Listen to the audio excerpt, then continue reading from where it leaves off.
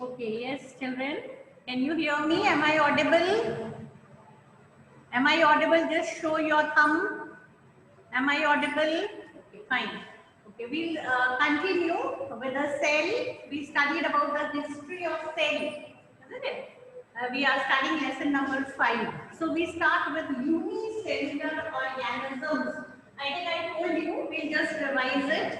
Alright, what is the meaning of uni is single and cellular is called cell. Isn't it? Those organisms who have only one cell in their body are called unicellular organisms.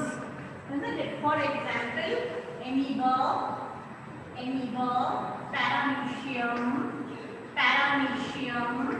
euglena, all these have only one cell in their bodies. So uni means one and cellular is called cell. Organisms having only one cell in their body are called unicellular organisms. Keep your videos on, okay, and write down what is told. Alright. Then after that we have multicellular organisms. Multi means many. Isn't that is more than one. Organisms having more than one cell, they are called multicellular organisms.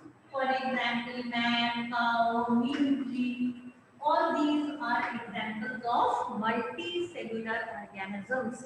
If they have more than one cell in their bodies, they are called multicellular organisms. So this is what we studied earlier. Now we come to shape and size of cells.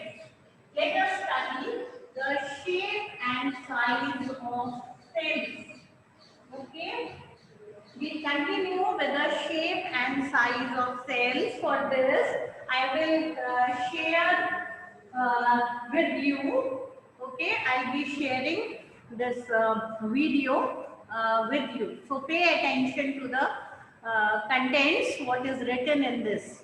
Okay, now the cells have variety of shapes and sizes. Alright, cells have variety of shapes and sizes, and the shape and size is related to function. Alright, the shape and size of cell is related to function. For example, the nerve cells are elongated. If you look at the nerve cell, you will find that the nerve cell is somewhat like this, very long like this in structure.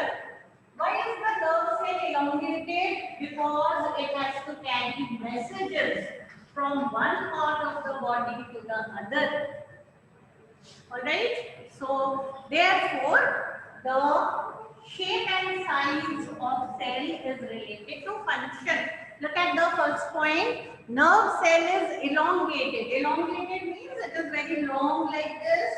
Right from head to toe you have nerve cells to carry messages from one part of the body to the other. For example, if you are pricked by a thorn, immediately the nerves will carry the message to the brain and you will be sensitive of what has happened, isn't it? You will respond to it. Some responses are different in different people. Some people may sit down and take out the thorn. Some people may scream. Some people may start limping. So it depends on the person. All right. Then after that, different organisms have different shapes. For example, amoeba is irregular in shape. I'll show you. You must have seen also. Look at the amoeba. It is a unicellular organism and it has an irregular shape like this. This is amoeba. Alright, look at the shape of amoeba. Amoeba is unicellular and look at the shape, it is irregular in shape. Amoeba is irregular in shape. Amoeba is irregular. I'll just show you. Look at the figure. You can see the amoeba, it is irregular in shape, the middle one, isn't it? This is amoeba which is irregular in shape. Read down. This is amoeba, the B one. Alright, it is irregular in shape. All right. Then after that, we come to the paramecium. The paramecium is slipper shaped. Look at paramecium. It is also unicellular, and paramecium is slipper shaped. Look at the shape of paramecium. It looks like a slipper. This is your paramecium. It has hair-like structures called cilia all around, and it is slipper shaped. Paramecium is slipper shaped. See, it looks like your slipper in shape. Look at the figure. Paramecium is slipper shaped. Look at figure A, paramecium. It looks like a slipper, isn't it? Then after that, you have paramecium is slipper shape. Then after that, you look at the euglena. Euglena is another unicellular organism. This is euglena. Look at the shape of euglena. Euglena is leaf shaped. Doesn't it look like a leaf? Isn't it? So euglena is leaf shaped. Isn't it? Euglena is leaf shaped. You can see on your screen, euglena is leaf shaped. Isn't it? Euglena is, you can see the C figure, euglena looks like a leaf. Isn't it? So these are the different shapes that we are learning. Then after that, the size of cell is very small. How do you measure it? You measure it in a unit. Alright, you have different units for measuring cell. It is measured in a special unit. See, if you don't understand from the what is written, look at the board. The size of cell is measured in unit called micron or micrometer. Micrometer. Just like in your scale, you have inches, you have meter, millimeter. Same way, we have micron or micrometer. It is written as UM like this. So 1 micrometer is equal to 10 raised to the power of minus 3 millimeter. You can imagine this small quantity. So the units for measuring cell, first unit is micron or micrometer, which is written as micrometer. And how do you correlate it? 1 micrometer is equal to 10 raised to minus 3 millimeter. Look at the millimeter in your ruler. This is 1 raised to minus 3. You can imagine how small it is. Alright, the size of cell can also be measured in another unit called angstrom. Another unit which is known as angstrom. See what is it called? ANGSTROM.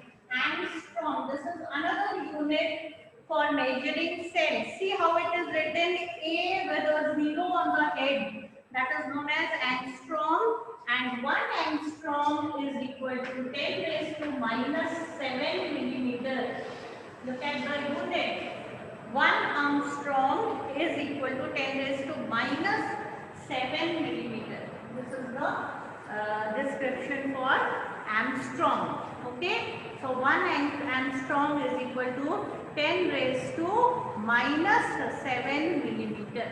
So the size of cell is measured in these tiny units called micrometer and angstrom.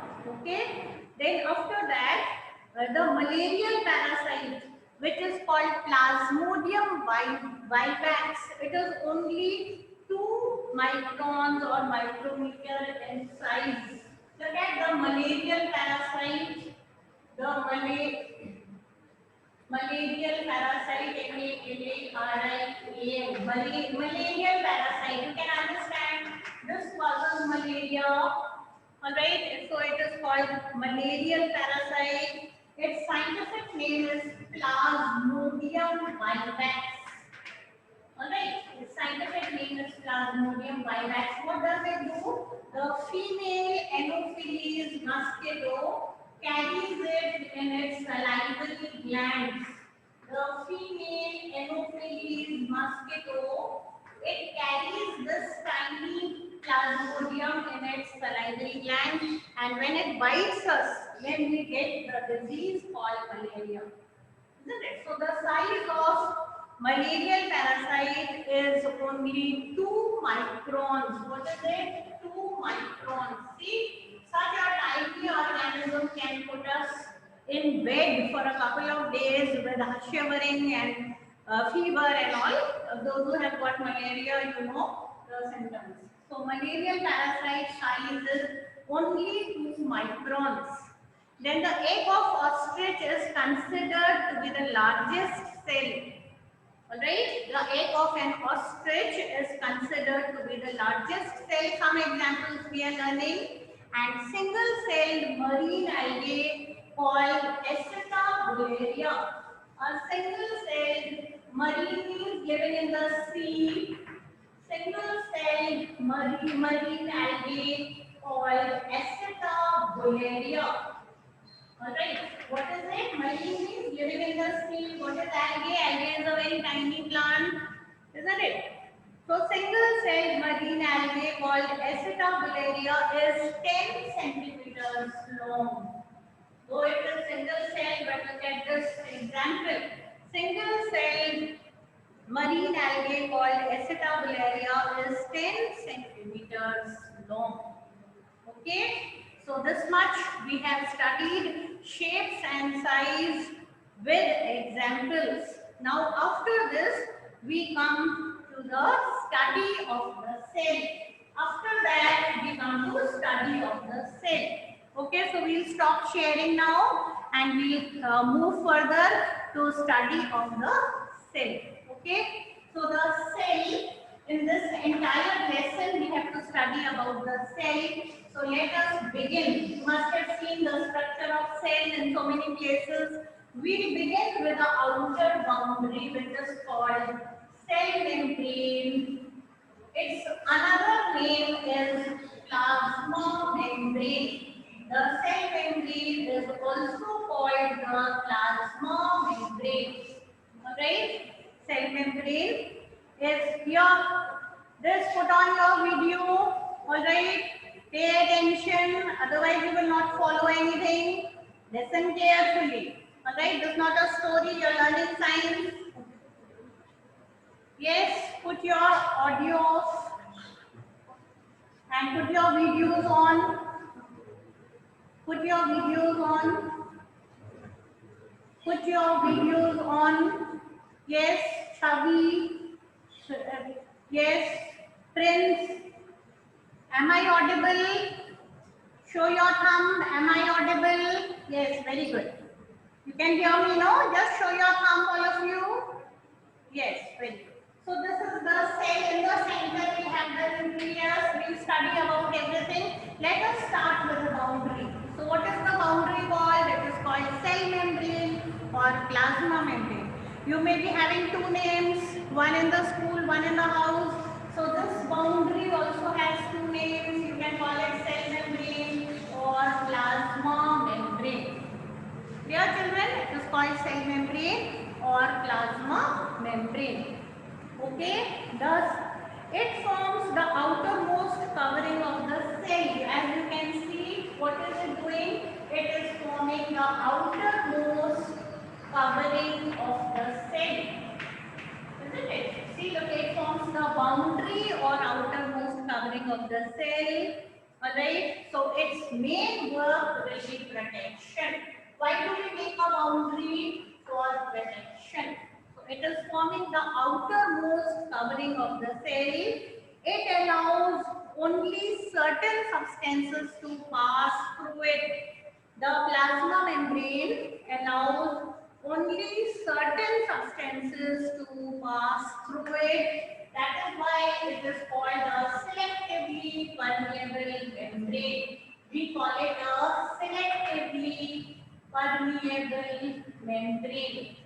Why do we call it a selectively permeable membrane? Because it allows only certain substances to pass through it. Everything cannot go in and out. Few substances can enter, few can go out. Isn't it? So this type of membrane is called selectively permeable membrane. The plasma membrane is very much living. It is ultra thin, that is very, very thin. Alright. What are we learning? Characteristics of this boundary or the plasma membrane. Alright, ultra thin, it is living, it is selectively permeable membrane. Alright, selectively permeable membrane. Alright, am I audible? Can you hear me? What is the plasma membrane called? Just show your thumb. Just show your thumb. Yes, am I audible? Yes, children, show your thumb. Very good. Alright, so what is the plasma membrane? It is ultra thin, it is living, it is selectively permeable membrane. Why is it selectively permeable? Because it allows only some substances to enter and some substances to go out. Okay, you can see it under the microscope. Alright, it can be seen under the microscope. It is made up of proteins and lipids. Alright, the plasma membrane, though you have very detailed structure, but in this class you should know that it is made up of specially proteins and lipids. What are lipids? Lipids are fat molecules. So the plasma membrane is made up of proteins and lipids. Alright? Proteins and lipids. Alright? It keeps the cell contents in place. It is protecting all the inner contents of the cell, giving protection to it. Alright, and also it maintains the individuality of the cell. This cell may be different from the other cell because it has its own plasma membrane. Alright, then after that, before proceeding further, we have to study two important physical processes which are associated with the plasma membrane. Two important physical processes which are associated with the plasma membrane are diffusion and osmosis. So we will study about these two physical processes which are associated with the plasma membrane. Keep your videos on. Alright, Ishita, Tanmay, Manasvi, Arina, Tisha, Rudra, why are your videos off? Keep it open. Jia Dua. Alright, see that your videos are on and listen carefully to diffusion. Alright, why are we learning these two processes? Because they are very much associated with the plasma membrane or the cell membrane. So let us begin with diffusion. Alright, how will you write? The process by which a substance uniformly spreads. Alright, the process by which a substance uniformly spreads to another substance by random movement of particles. Alright, by random movement of particles from a region of higher concentration to a region of lower concentration is called diffusion. Let us write it and learn the process by which a substance process by which, alright, you can just write the definition, process by which a substance uniformly spreads, a substance uniformly spreads, process by which a substance uniformly spreads, process by which a substance uniformly spreads into another substance, process by which, see all these things you write it in your clear copy. The process by which a substance uniformly spreads into another substance by random movement of particles, by random movement of particles, random movement of particles. You write it, then we try to understand it in a very interesting way. The process by which a substance uniformly spreads into another substance by random movement of particles from region of higher concentration to region of lower concentration. Alright, we can continue here from region of higher concentration, from region of higher concentration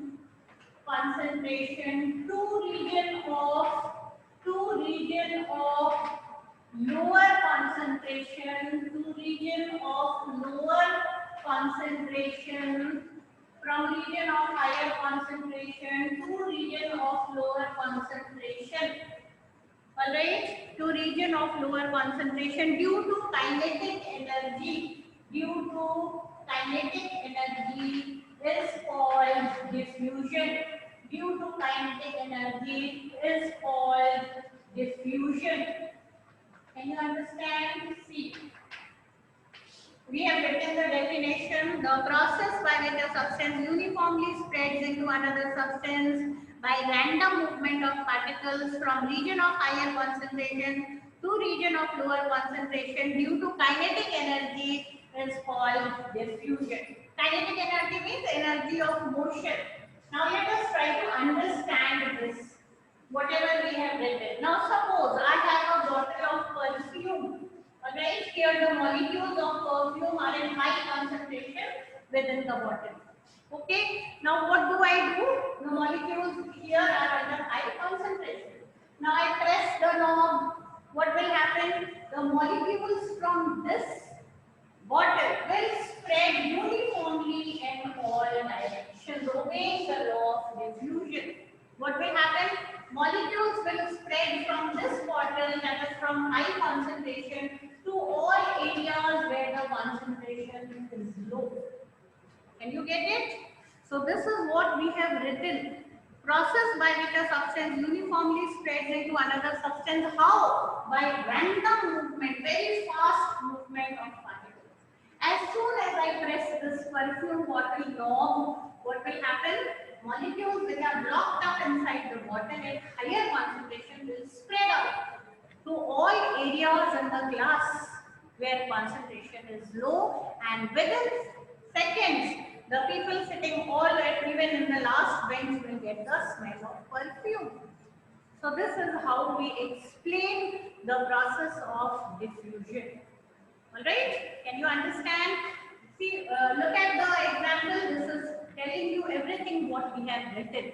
The molecules are locked up in high concentration in this bottle. As soon as you press the knob, molecules will travel in all directions where concentration is low. Till when will it travel? Till the concentration becomes equal. Everybody sitting in the room will get the smell of perfume. So this is how we can demonstrate diffusion. Okay. Then diffusion also takes place in liquids. This is an example of gases. Diffusion can also take place in liquids. How? We can take a beaker and fill it with clear water. Take a beaker, fill it with clear water. Alright. And put a drop of ink, say blue colored or red colored ink. We put few drops of ink and observe. Just put a few drops of ink in this clear water. Alright, we have water and we have put few drops of ink. Just observe what will happen. You will find that the ink molecules diffuse into the water slowly. Ink molecules will diffuse in the water. Concentration of ink is maximum in this drop. Obeying the law of diffusion, ink molecules will diffuse from the drop from higher concentration to all areas in water where concentration is low. So the ink molecules will gradually diffuse into the water and finally turning the water into a colored solution. What will happen? The water will turn into a colored solution. If you have used blue ink, the color of water will become blue. If you have used red ink or any other color, accordingly the color of water will change. So diffusion can occur in gases. We saw the perfume example. It can occur in liquids also. What did we do? We put a few drops of ink, okay, in this water. So what will happen? The molecules from this drop will spread to all areas where the water is, concentration of ink is less. Okay. Then after that we come to significance of diffusion. The last thing, significance of diffusion. Alright, so what does diffusion do? Diffusion helps in the distribution of various substances throughout the cytoplasm of cell.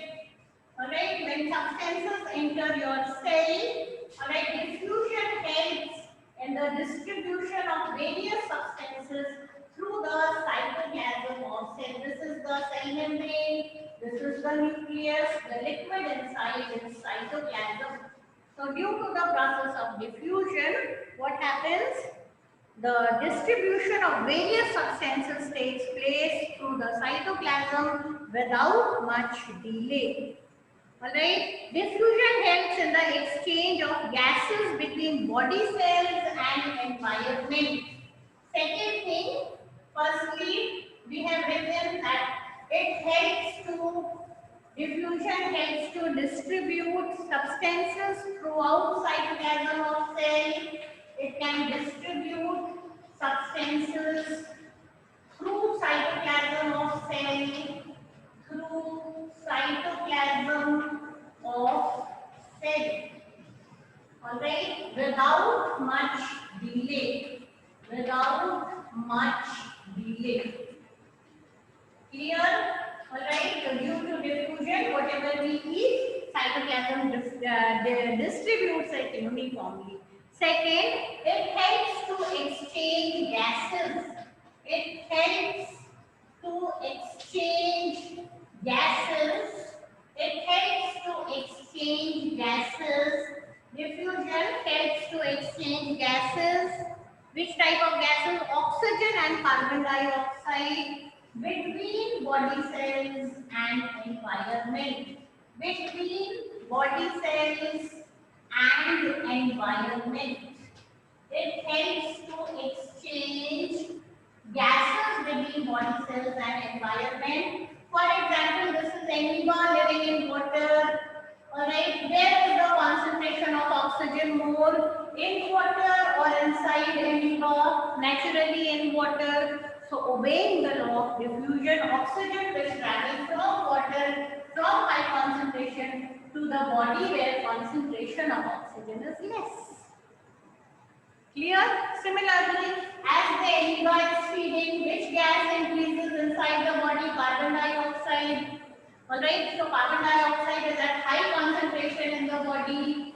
Obeying the law of diffusion, carbon dioxide will move from the body, that is from high concentration, to surrounding water where concentration of CO2 is less. So diffusion helps in exchange of gases also. Then also various materials such as gases, liquids and solids dissolve in medium by the process of diffusion. Even diffusion can take place in solids also, liquids also, gases also. Various materials such as gases, liquids and solids, they dissolve in the medium by diffusion. In some industrial processes, you require gases, solids and liquids to dissolve in the medium. Okay, so that is because of diffusion. Then also flowers spread their aroma through diffusion. When you move across a garden, how do you get that smell of flowers? Why? Because due to the process of diffusion from the flower, where concentration of that fragrance is maximum, from there it travels to our nose. Then also something is being cooked in the kitchen. How do you know what is cooked? Because again that aroma spreads through diffusion. Then loss of water vapor from aerial parts of plants also occurs by diffusion.